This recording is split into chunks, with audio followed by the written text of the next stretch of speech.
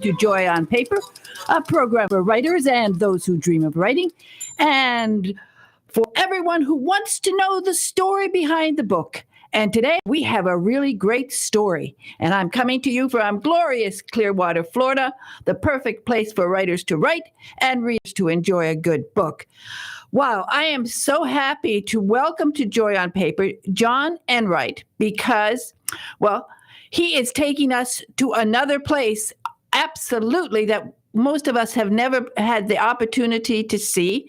And I am so happy to welcome you, John, to Joy on Paper. And the name of your book, of course, is Pango, Pango, Tango. And it is a jungle beat mystery, and I love it. Oh, hi, Patsy. Hi. Well, you know, I was so thrilled when I got this book, and I was really excited to discover that you have this series with releases one after another, so that people can really binge read. I like that. Yeah, binge reading. Yeah, I think that's a people are used to that now. Whenever something comes on streaming video, they don't release one program at a time. They release them all so that people can binge, because people really do like to binge when they get into a character. And I think with your books, this Jungle Beat mystery series, which is it's such a different series and something so exciting, I think people will just be enthralled with it, and they will want to know more, because it is set as in American Samoa, where most people have never been. But you write about it so well that it's sort of like becoming a tourist. You're taking a trip with your writing. Well, I hope so. Yeah, it's a nice place to visit, even in a book. It is. It is. So the name, as I said, the name of this first one is Pango, Pango, Tango, and well, I think that's so great. And if nothing else, people will learn how to pronounce it. Okay, well, actually, the pronunciation is Pongo, Pongo. Pongo, Pongo. Okay, Pongo, Pongo, Tango. Okay. So, you, of course, spent so many years, I think over 20 years in Samoa. And I don't think most Americans even know where it is, and don't realize that it's much closer to Australia than to America. Yeah, it's the only American territory in the Southern Hemisphere. And if you want to find it on the globe, you could draw a line from Hawaii to New Zealand, and about 2/3 of the way down into the South Pacific is Pongo, Pongo. So I understand that your first trip to there was you became a teacher, right, at the college? That's right. Yeah. When I first moved there, I moved there as an English teacher at the American Samoa Community College. And did you ever expect to stay there for so many years? No, I didn't when I moved there. But it was after 26 years, it was actually kind of hard to leave. Well, I can imagine. So what I like about the story is you have to explain about your detective. I like very much that he was raised in San Francisco and comes back to the island. And so you have this sort of San Francisco vibe from him. Do you want to explain how you developed this character and how to pronounce his name? I'm not sure I will pronounce it correctly. Yeah, his name is Detective Sergeant Apelu Soifua, and who actually the character was born in American Samoa, and his family moved to San Francisco when he was a child, and then he grew up, went to high school, and started work as a policeman in San Francisco. And then later in his life, after about 20 years in California, he moves back to Samoa to take over his family land and responsibilities of being the new head of the family there. So he's definitely he's a Californian in many ways, but at the same time, he's very much a Samoan. He's 100% Samoan. So part of the purpose of the book, actually, is to show the difference between American worldview and culture and Samoan worldview and culture, and sort of introduce Americans to their Southern Hemisphere fellow citizens. And with this story, really, you bring an awareness to Samoa and to what's happened over the years. Now, America took over the island, I think, a long time ago. 1907, was it? 1900. 1900 was when it was. And American Samoa was sort of, those islands were sort of ceded to the United States through a treaty that the Samoans had nothing to say about. And Germany took part of the archipelago, and America took the other part. And then, of course, nearby we have the French Polynesian island, right? That's right. And then that's to the east there. So, of course, it's a small place. How many square miles is it? It's not very large. No, I think total, that's a very good question. I think total land area of the islands is something like 80 square miles or something. So it's... And there's a series of islands, one major island, the island of Tutuila, which is where Pongo Pongo is, and and then some outlying islands as well. But there's only, at the time that Dopelu's stories take place, there's really only about 50,000 people there. Now, if Americans know anything about it, they probably think of it as a tuna capital, where, right? Yes, if they know that, that's pretty good. Yeah, there were two major tuna canneries there, and a lot of your tuna fish in the United States comes from Pongo Pongo. So, one of the things that comes through this story, you have this dichotomy: the natives who want to maintain their lifestyle and their beliefs and their way of life, which is very special. And then, of course, you have the I guess it's not just white people, but it's white people, the Palangi, right? Very good, Palangi, yes. Who have changed everything. Well, it has been an American territory for over a century now, and the action in this book takes place about 25 years ago, or 30 years ago. So even though there's the Palangis, which means basically, actually in Samoan it means skybreaker, the outsiders only at the time made up only less than 2% of the population, but they did have the influence of the U.S. dollar, which has an impact wherever it goes, and the culture. So it's part of the purpose of the book is to show there is a friction between those two worlds. And for Palu, he's in both worlds. After not living there as a child, what problems did he discover?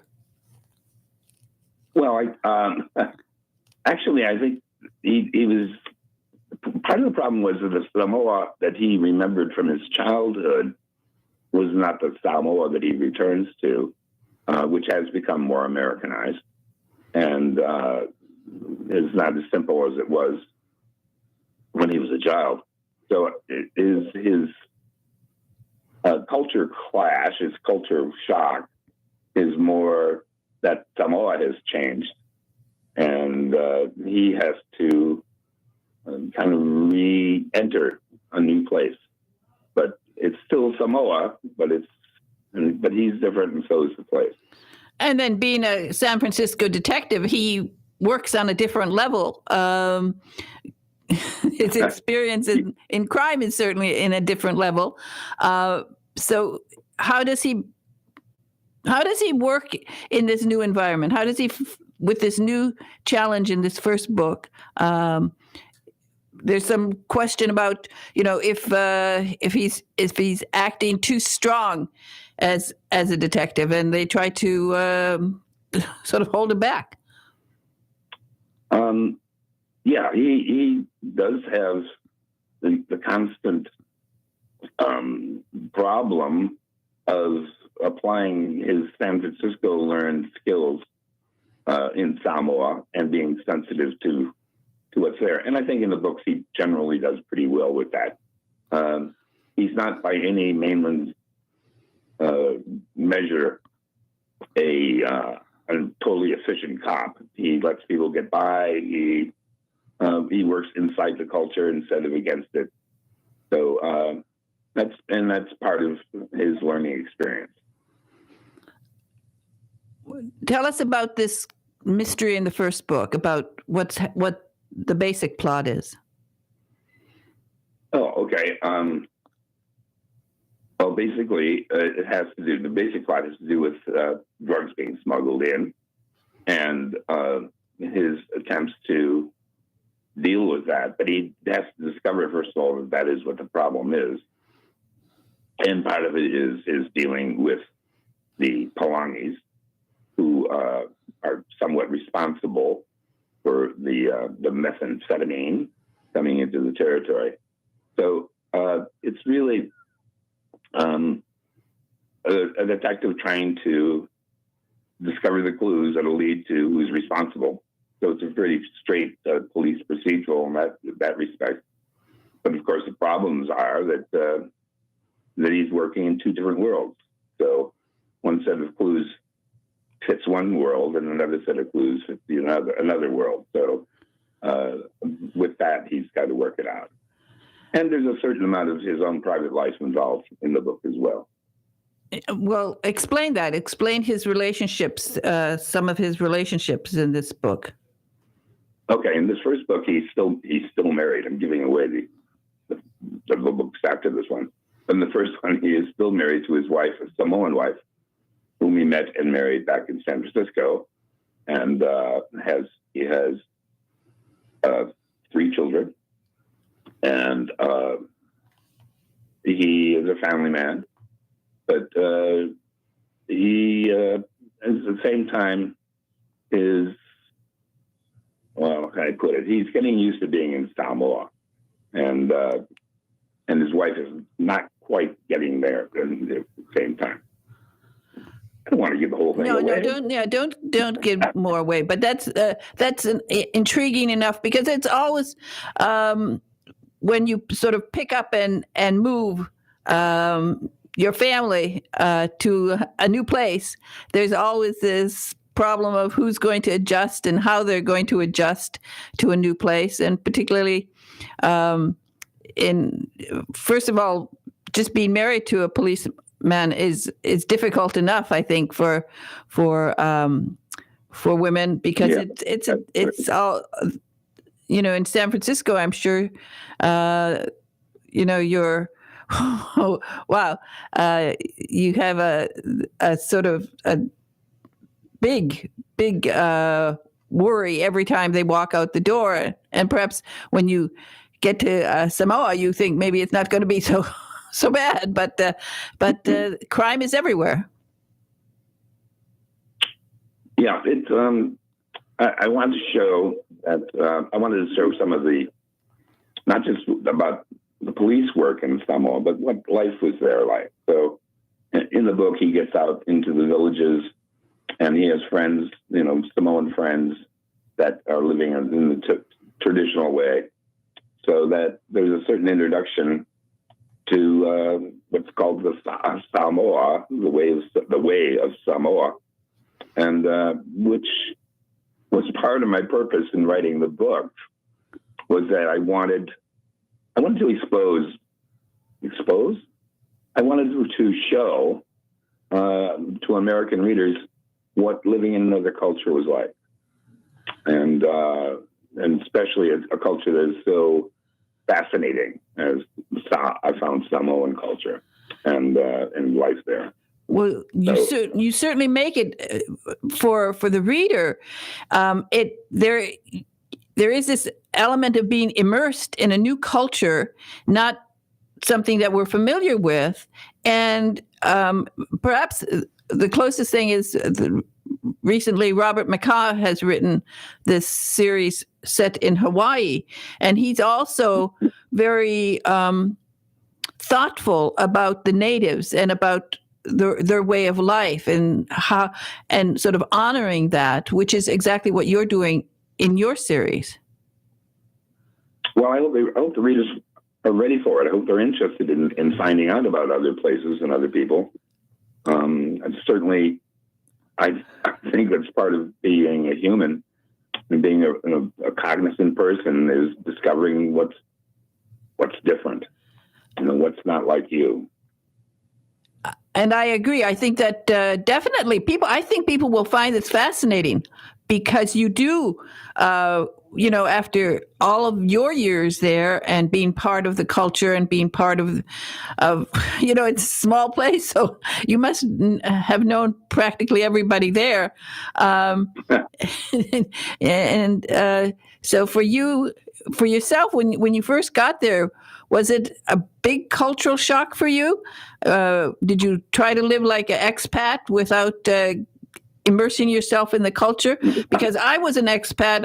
I went to Iran, and most of the all the Americans, they continue to be expats, but I immersed myself in the country. And I learned the language, and I learned the cooking. I learned, so I got a different feel than like most of the expats who were there. Well, first of all, most of the expats are passing through and don't stay 26 years. Are more like they're under contract or they're just moving on. They're wandering people. Well, my job. After teaching at the college, I run an environmental education organization there, and for 13 years I was the state historic preservation officer. So I was kind of immersed in the culture, and I married a Samoan lady. I adopted a Samoan son, and although I never became Samoan, I never could. I tried to be as non-expat as possible, and just be a citizen, be a member of the community. Now, of course, in the book, you talk about some of the problems of in general, the world goes on, and for natives or indigenous people of a place, the changes are sometimes pretty horrendous for their environment. Oh, yes. Yeah. Samoans have been, over the century and a quarter of American presence there, Samoans have been amazingly resilient in their culture, in their language, and in their practices. They have an attitude, I think, towards Palangis is sort of like, well, they come and they go, and they never really do much, and Samoans just continue as Samoans. On the other hand, there is the impact of such things as Western food and diet, which has changed Samoans a lot. There's things like pickup trucks and TV, and the impact of Americans all everywhere. But at the same time, Samoans, I think, is especially admirable in their ability to remain themselves, to remain and be proud of being Samoan. So it's a special place that way. And you really create a very atmospheric book that I think people will enjoy. And one of the things you mentioned there about the pollution that comes around well, any industry, but particularly in this canning business. Yes. Are things getting better? Are they tightening up laws and rules so that all of the reefs and everything aren't destroyed? Yes, there has been progress that way. There has been, and part of that we can thank the United States laws for part of that. I mean, with the EPA has moved in, and OSHA and those federal agencies have a presence there now, which helps to restrain the incoming polluters.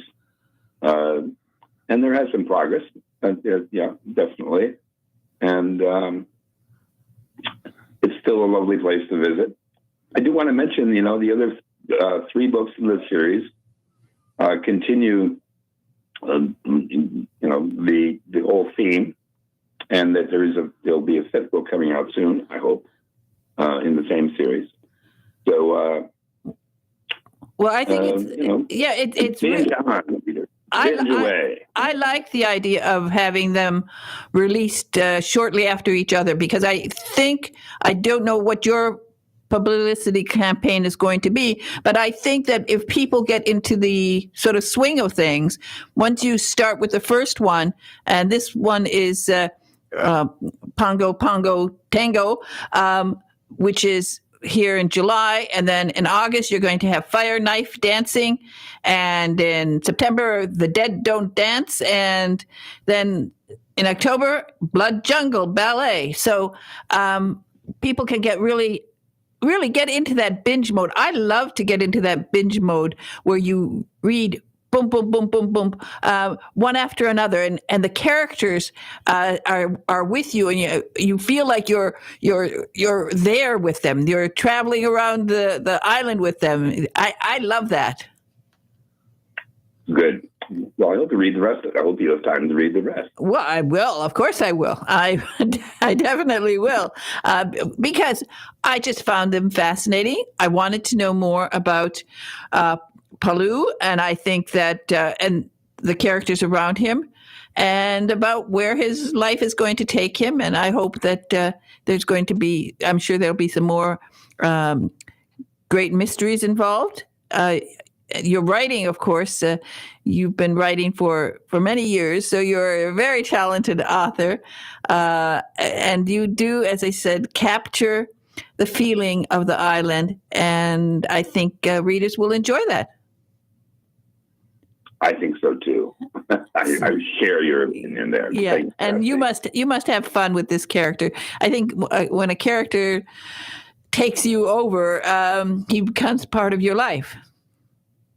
I just finished the next book in the series, and you're right. It's sort of like I don't have my friends around anymore. Yeah. It's like Apelu's on vacation somewhere. I got to bring him back. That's it, because once you have that joy on paper and you bring a character to life, they stay with you, and then suddenly they keep sort of nudging you and say, write some more.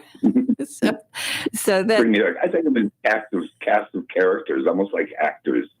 You bring them back on the set. Here's your scene. Well, and mentioning cast of characters, if the rest of the books are as good as this one, and I'm sure they are, I think, again, one of the things is, we do need more and diversified subjects in the streaming video world.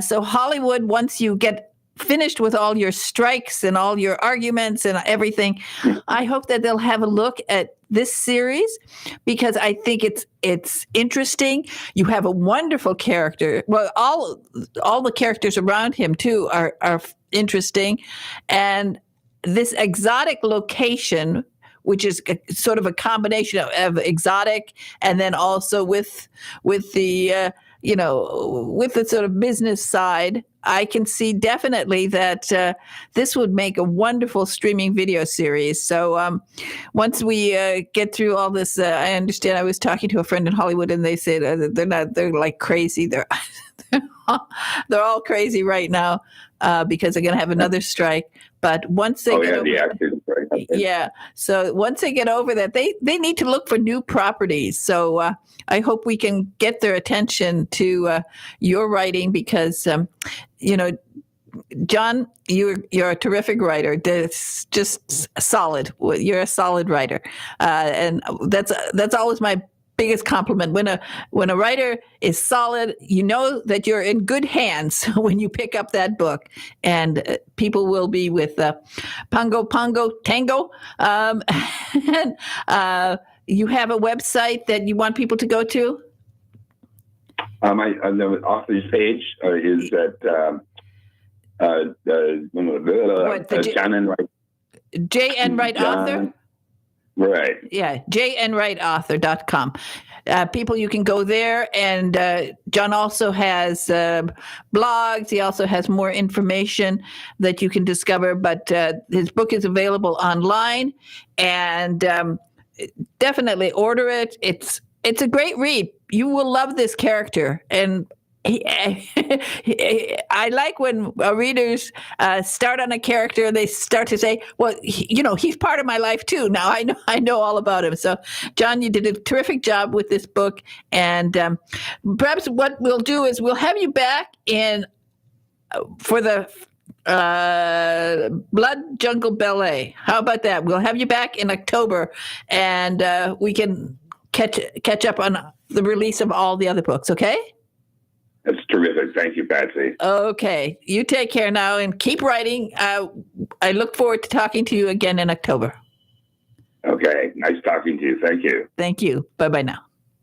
Bye. Okay. We'll just do some commercials and then we'll be right back.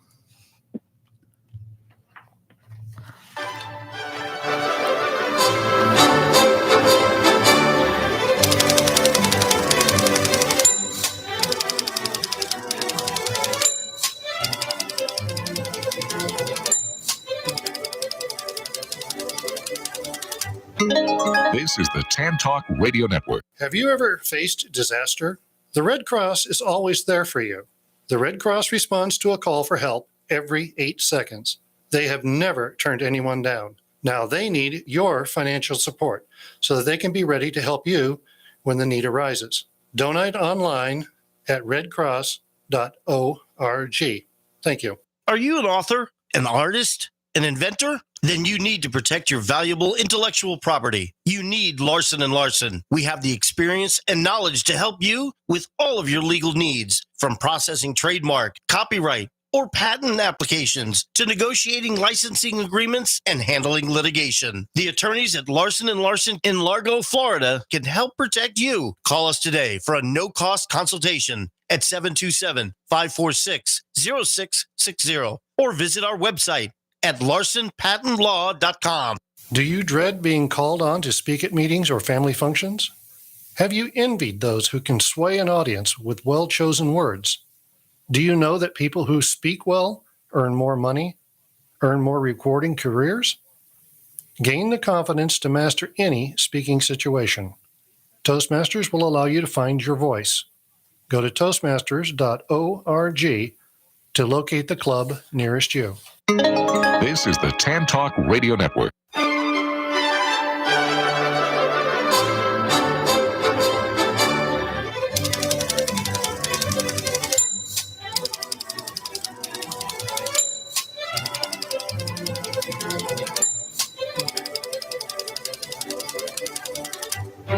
Hi, this is Patsy with a Z, and I am back with my next guest.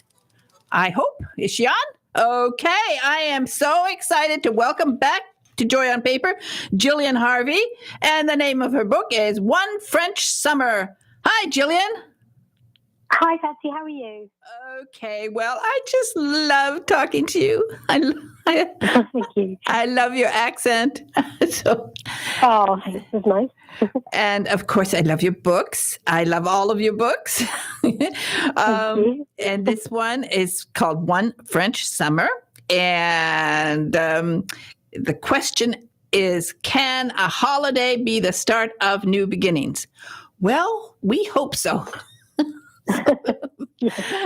So how are you, Jillian? Just as a person, not as a writer, just as a person. My guests are, I always get so close to some of them, or I feel like I know them, or I feel like they're friends. And with you, when I hear your voice and I think about where you are, I just feel so relaxed. So tell my guests, tell my listeners where you are right now and about your life in general before we start talking about the book.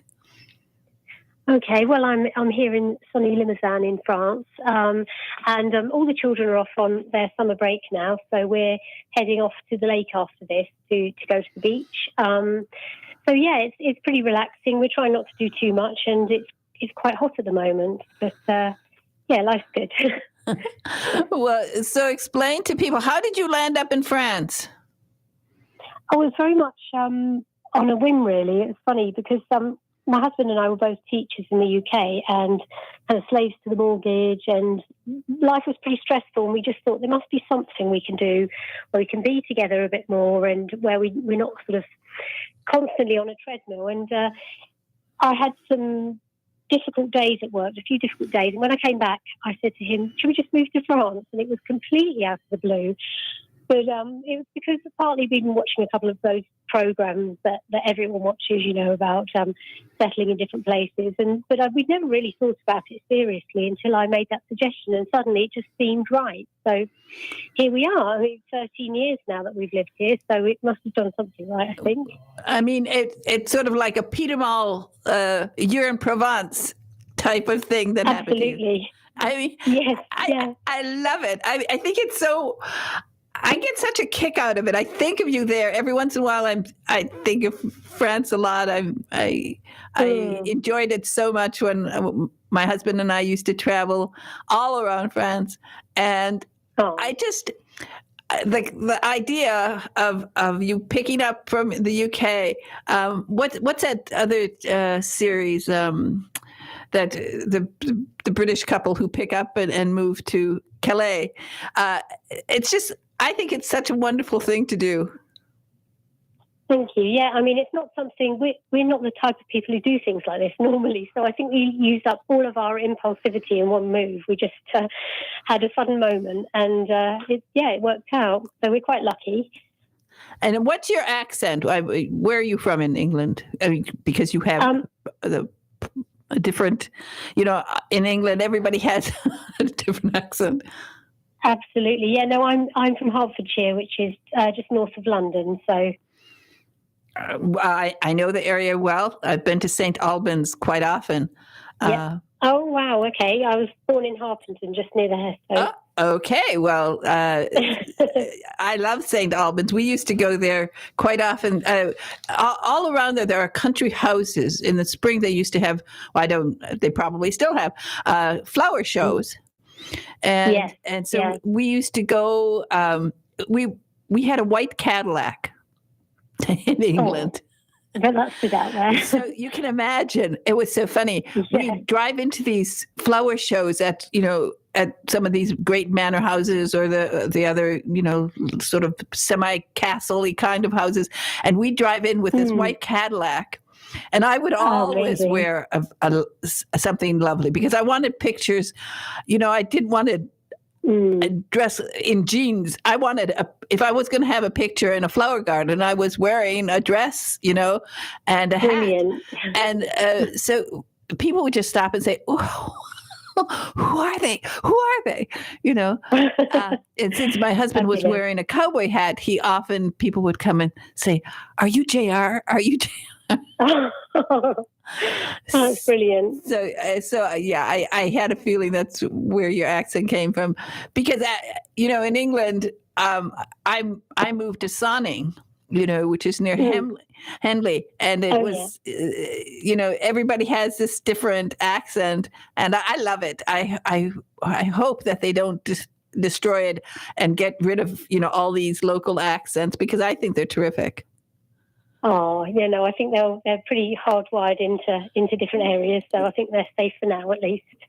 That's great, because you go to Manchester and Mancunian or Liverpool. Oh boy. Yes. Yeah. Oh. So what you got to France, and when did you start writing? And now you mentioned to me something about you writing 3 books a year now?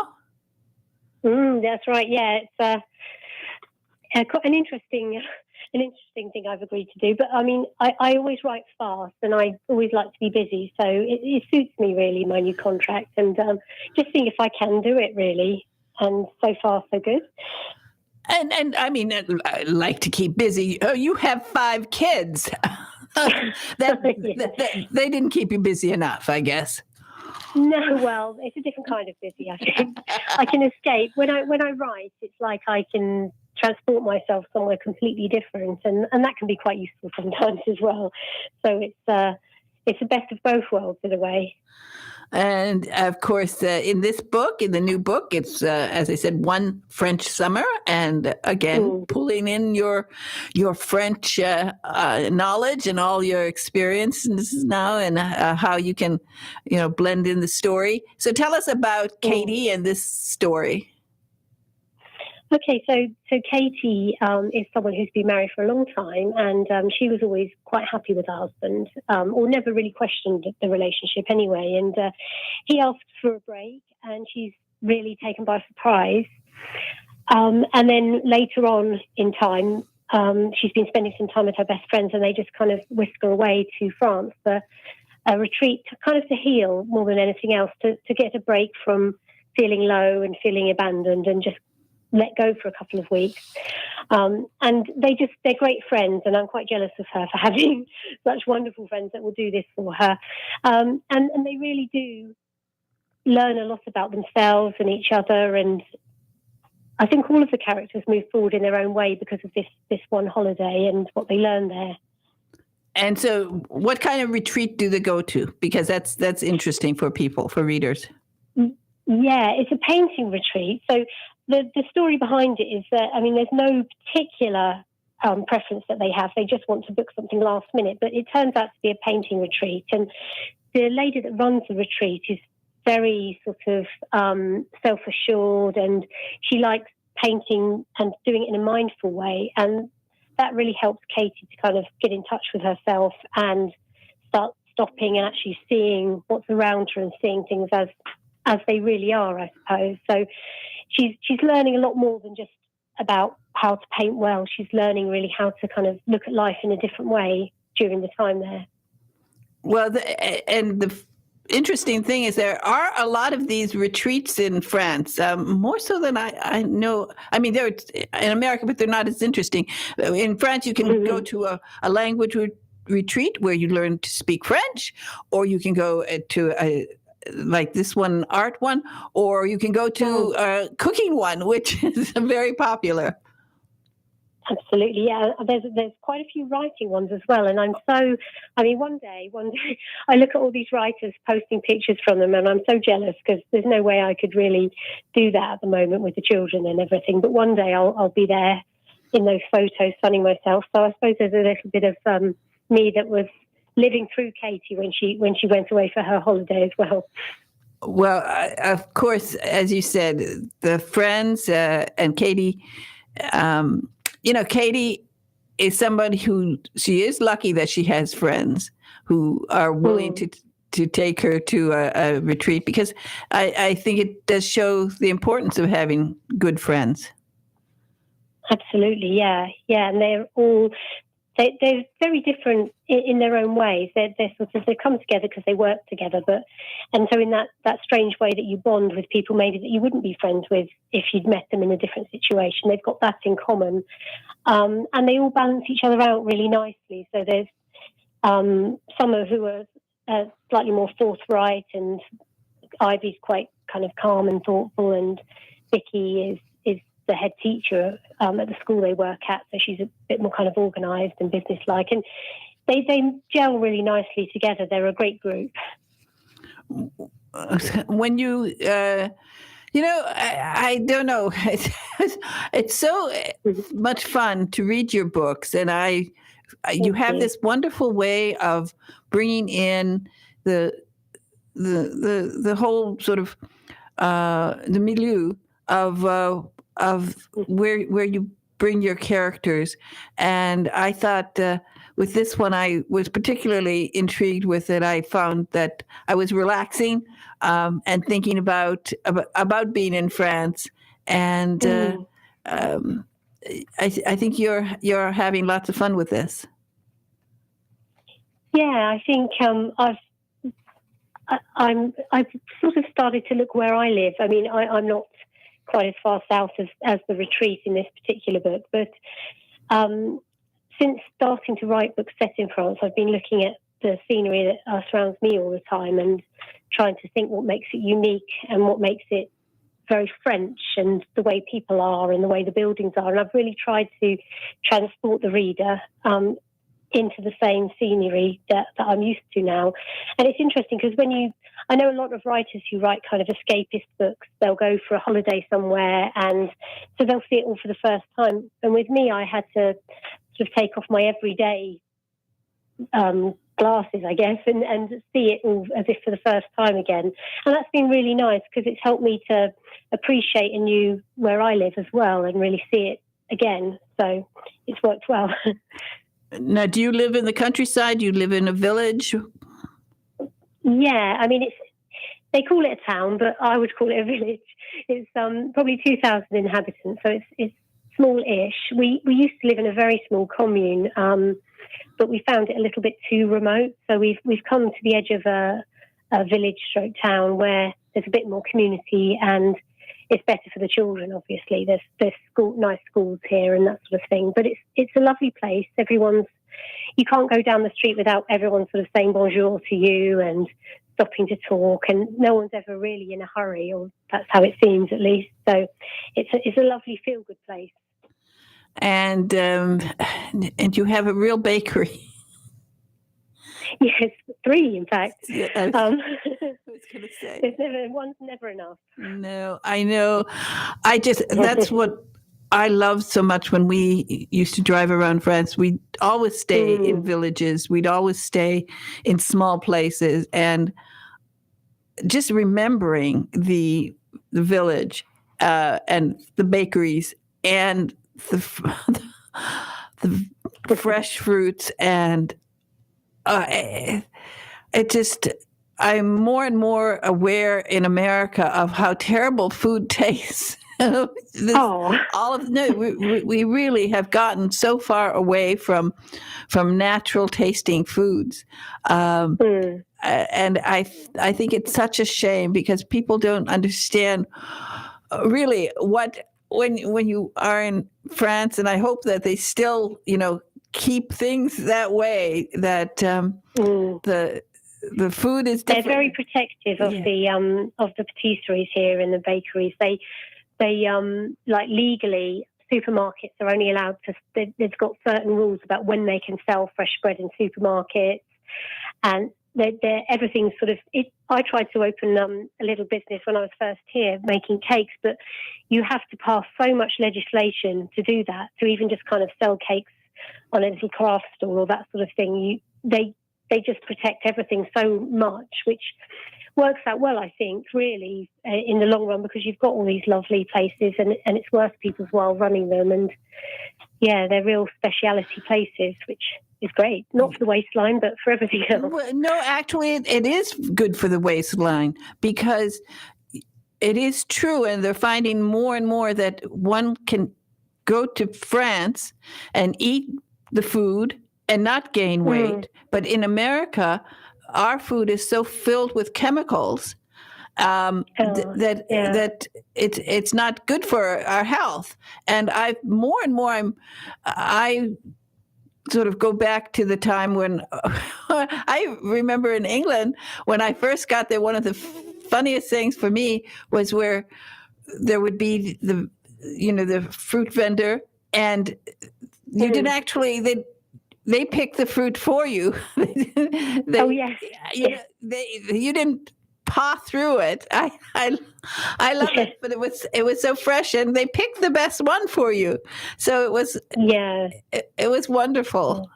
I'm just more and more aware here of that we don't have any place that has in a small French village, the bakery there is better than anything you can find here.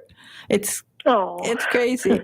A shame. But you're very lucky. I think you've found your niche. You found the right place, and it turns out it's been great for your kids because they're bilingual. Oh, yes. And it's so effortless for them as well. I'm so jealous. Yeah, isn't it funny? Chat away. Isn't it? How, you look at it and you say, how do French people speak French so perfectly? You start young, I guess, and that's what happens. Yeah. And that's what happens. And well, I think this book, One French Summer. What other books do you have out right now? Too, you have a couple others, right? Recently. Yeah, in fact, I've got my latest one actually came out today. It's called A Month in Provence. So that's the next one. So people come out and. So we can get that one too. Wow. Okay. Yeah, it's available now. Yeah, today. Yeah. Okay. So, well, everybody get one of Jillian Harvey's books. Get a bunch of them. This is the perfect time of the year to sit under a tree or sit by the pool. And Jillian is spelled the proper way, with a Gillian, Jillian Harvey. She has a lovely website. You can go there, find out. I don't know how many books you've written now, set in France, but 3 in France and then two in the UK. So yeah. Okay, well, you must be very popular in your village, as a famous writer now. Well, I've had one book translated into French, so at least people do know, like they can actually read my books now. So that's quite nice. Oh, that's nice. Okay, well, Jillian, I think you're just fun to talk to. I'm hoping maybe one day before the pandemic, I had actually planned to go to England. My son was going to go to Cambridge. To do some study there, and I was going to go to England. I was going to go to France, and of course, then the pandemic hit, and it was the end of those plans. Yeah, but you never know. I do get this yen to be back in France and to be just really relaxed, and I could easily do a retreat near you, and then I will pop in and meet you. Okay. Well, you'd be more than welcome. I know, because that's it's wonderful when you have visitors. I think it's great, and I know you'll be a great hostess. So again, this book is One French Summer, and the other one is A Month in Provence. So that's right. Yeah. People. Everybody get this book, and I will make sure that I tell people to continue buying these books, and enjoy being with you a little bit. Thank you. It's really kind of you. Okay. Bye now, Jillian. Great talking to you. Thank you. Okay. Bye. She's so sweet. And the books they're just gentle, sweet books. They take you to France, and you feel like you're there for a little while, just relaxing, taking it easy, enjoying yourself. Oh gosh, those were the days. And I'm telling you, people, we have to do something. We should make the French laws about our food, because when you think about it, I was in the grocery store, and they had this pile of patisserie or whatever they were trying to call it, and right at the cash register. And I thought, oh my gosh, how old is this stuff? And people are buying it. It was gross. we need French rules for bakeries. Anyway, I wanted to mention something. A wonderful thing happened. You know, for you always wonder what is a witch's favorite number. So you probably would think 13. So I think a witch's favorite number is 13. And today, number 13 is my favorite number for Carol J. Perry's Witch City Mysteries, because this new book, Now You See It, is so good. You can pre-order it. It is just a wonderful book. She will be on talking about it when it's released, but you can pre-order it now. It's called Now You See It. And Carol J. Perry she was my first guest in the studio, and I was so thrilled to watch as she's gone through these years. I've been on the air now. I'm in the 9th year, and over these years, she's managed to get up to 13 with Witch City Mysteries, and up to number 3 with her Haunted Haven Mysteries. But I love Now You See It. My sister Natalie is a connoisseur of cozy mysteries, and she got this book and read it. And one of the wonderful things about this book is it covers very much Lee Barrett. The main character is involved in setting up the museum for the history of Salem. And it is just filled with so much fun information about Salem and about the seafaring times in Salem. And the research that Carol must have put into this book is enormous, but it's just, she wrote about it so seamlessly. It's so much part of the story. A wonderful mystery, of course, now that her main character, Lee Barrett, is married, and we waited a long time to get Lee married, but she's happily married to Pete Mondello, who is a detective. And of course, they're always going to get involved in some crime, and this one is particularly interesting because it is set around an art exhibit, and Carol's descriptions are just perfect. You really have to get this book. It's number 13, Now You See It, by Carol J. Perry. And as I said, my sister says it is just brilliant. Okay. Everybody, remember what I always tell you.